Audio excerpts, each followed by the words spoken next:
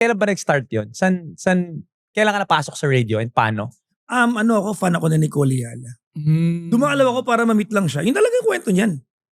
Tapos kinawayan niya ako. Hindi niya ako kinausap. 2000 ano yun? Matagal na. Hindi ako matanda sa date eh. A long time ago yun. Tapos yun. Tapos na ako, regular Jack. Yung babati-bati, intro ng kanta. Intro ng kanta. Wala ka pang sariling programa noon. Until ilipat ako na 9 p.m. Kasi dati, wala namang survey ng 9 p.m. eh. Kasi walang night industry dati eh. Walang call center, wala. So walang nakikinig noon siguro mga night Walang shift nakikinig noon. Walang Wala survey. daw night shift. Gwardya. Mga ganun. Pero walang gaano dahil wala namang bukas establishments eh. Walang companies. Wala pa nga Jollibee na 24 hours saka McDo noon eh. Hindi 24 pa hours. uso nung time na yun. Wala pa. Kailan lang naman na McDo na una mag 24 hours eh. Guda. Di ba? Open 25 hours. Hindi, wala pang Guda Paris noon. Retiro. Wala Kasi pang Guda. Wala pang Guda noon dahil yung Guda kami nag-launch noon eh. Wala pang Guda. Nagra-radyo ka na. Oo.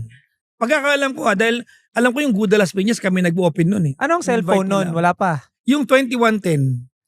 51? 2110 na una sa Iba pa yun. 2110. Ano tsura nun? Yung minsan telepono, minsan armas. Pwedeng self-defense. Pwede yun. Di ba pwede yun? Pwede mong i-follow yun. 2110? Ano Oo. tsura nun? So ano yung paano pinapakinggan ng radyo dati? Yun yung Islacom. mga ano pa, diba? Islacom, sorry. Yung Islacom. mga stereo. Oo. Di ba ang tawag niya? Yun, ang tawag dyan ay talapihitan.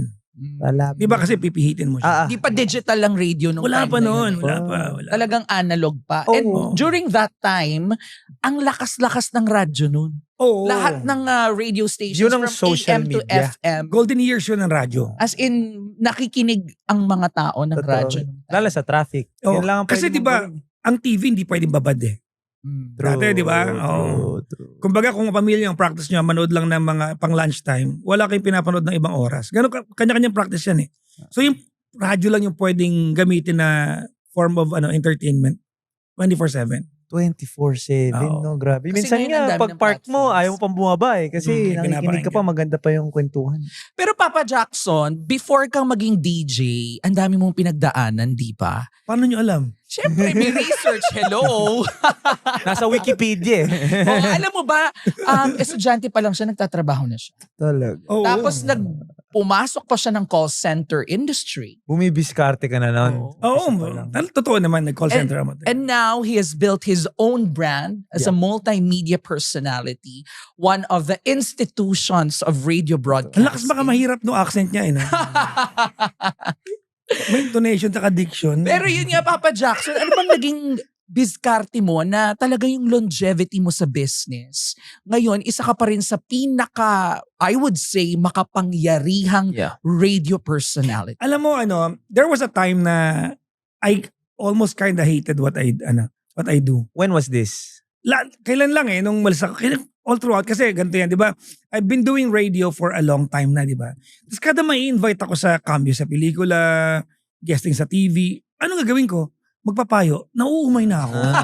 Kumbaga yung karakter mo yun din. Uy, alam mo, dumaan din sa akin yan. Lahat ng ginawa kong pelikula dati, reporter ako. Di ba? Wala bang iba pagagawa sa until I transition from radio to online na dapat ini-embrace ko to kasi market ko to eh. Di ba? Dapat, di ba? Kasi minsan nakakapagod din yung kada makikita ka sa mall. Jack, tingin payo. Gusto mo t-shirt, hingin mo sa akin. Magdala akong cabinet. Wag naman payo lagi pa. So yung branding eh. Parang, tapos na-realize ko na, captured market ko na pala ito. Tsaka ikaw lang yun eh. I think, Ikaw lang. hindi ba feeling blessed ka that people actually listen to your pieces of advice? Kasi not everybody you would listen to Totoo. na, ay, hingan ko ba ng advice si Mikey? Parang hindi naman ako maniniwala dyan. Or hingan ko ba ng advice yung ibang mga radio personalities? Hindi naman ako maniniwala dyan. Pero pag sinabing Papa Jack, yung all ears on you. I think the fundamental is there. I always say, hindi ako magaling magbigay ng payo.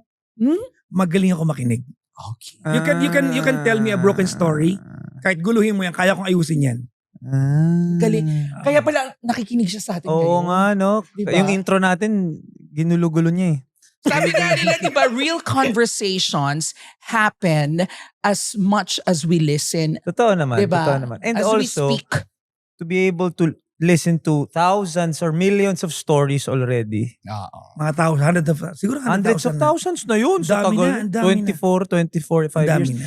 Where did I don't want to say knowledge because I feel like it comes from experience. And Yeah. also just listening. No, not experience eh. Parts of it experience. Pero my favorite subject is social science. Okay. So may aral lang kasama ah. May aral ah. Hindi pa pwedeng Hindi naman scientific pero like in a sense. Kailangan naintindihan mo yung social. Love story in the Philippines happen differently than love stories in America. Magkaiba. Iba yung kultura. Magkaiba. Oo. You have to understand, di ba? Love stories in India will happen differently than how it happens in the Philippines. Iba yung culture. Iba yung kultura. You have to factor that in. Oo. How has the love stories, how have they changed through the modern Through era? the years. Ngayon kasi may mga social media na. Oo. Dati siguro, Iba na ang paano cheating. mag-approach? Diba? Oo, Ang Huli cheating na ngayon. dati. May level na ngayon, may micro-cheating na. Oo, ganun na ngayon. Dati, cheating is cheating. Ngayon, Tama, meron old ng mga reply sa story. Oo. So, nagbabago din ang mga problema. Dati nga dumay-dumang babae, dito Mikey, tignan mo lang, cheating yan eh. Cheating nga yun. Di ba Tama, ngayon, tama. hindi na, di ba? Buti na lang, hindi tayo ganun. Hindi, no? wala, Oo, wala. Pikit. Oo. Ganun. Diyos ko, itong mga lalaking to. Okay. So, paano napansin mo pala? Oo Mas nga, marami paano bang nagbago? mga heartbroken ngayong panahon na True. to? Or Maganda. as compared before? Mas maraming heartbroken ngayon, pero mas madali makamove on tao nowadays. Eh. Di ba? Can you contextualize Accessible, that? no? Oo, kasi ang daming Accessible eh. distraction eh. Okay. Ang daming distraction nowadays. So, yung tanong mo kanina na ano yung pagkakaiba ng love story noon tsaka ngayon, dati kasi inconvenient mag-cheat eh. Inconvenient, di ba? Pero kapag nakapag-cheat ka na, convenient na. Kasi dati pwede kang chumek-in. Wala namang stolen photos. Oo. Di ba? Nag-agree lang ako, hindi ko sinasabing. Pero naiintindihan ko yung sinasabi niya. Nagigets Kasi dati, ko. wala pa nga CCTV noong mga time na yun wala. eh. Kumaga walang kakalat. Kumaga Wala pang laging social kwento lang. media. Nakita ko si ganyan, nakita ko I si lived ganyan. in the era that there's no record of the stupid things that people did. Yeah. Ngayon, We all did everything's naman. on. We all did. Medyo millennial naman tayo, di ba? Oo. Millennial. Oh. Okay na. Yan na natin yung edad. pero yeah. I'm matanda na ako.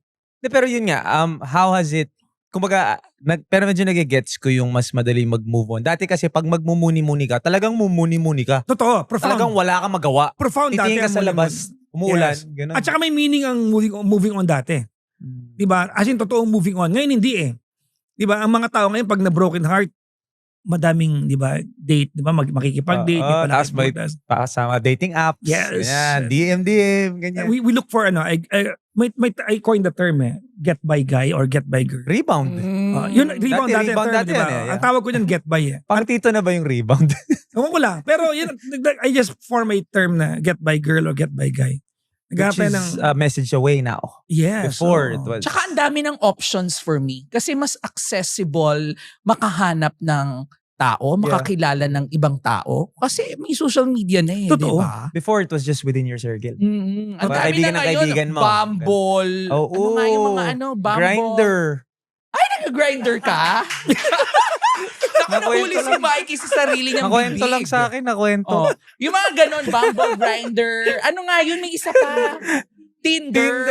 Di, yung gusto ko sabihin, Tinder. Ba't sinabi mo Grindr? Naririnig ko lang. Oh, Kanina hanapin niyo narinig si ko sa Tito labas. Mikey, ha? Pero ngayon nga, ang dami na. Madami nga. Kasi yung mga friends ko before, ang hirap kasi 'di ba pag part ka ng LGBT community, kailangan pumunta ka sa mga bars, pa-party ka para makakilala ka ng Gagastos mga ka tao. pa no? Oo. Ngayon 'di ba, may mga apps Ba't na makadiba ka talaga. sa akin? Diba? Hindi, sinasabi ko lang sa'yo para informed ka. Totoo naman. May natutunan ka bang bagong diskarte? Huwag kang matakot na sumubok. Para sa mga nanay na nag-aalinlangan, para sa mga kabataang takot mag-umpisa, at sa bawat manggagawang nagpapakapagod, para sa inyo to. Kung na-inspire ka, ipaalam mo sa amin. Mag-comment, mag-like, at i-share ang episode na to sa mga kailangan din ng push ngayon. Kita-kits sa Apple Podcasts, Spotify, at YouTube. Discarding Pinoy, powered by Converge. Sama-sama tayong lalaban sa mga aral ng buhay.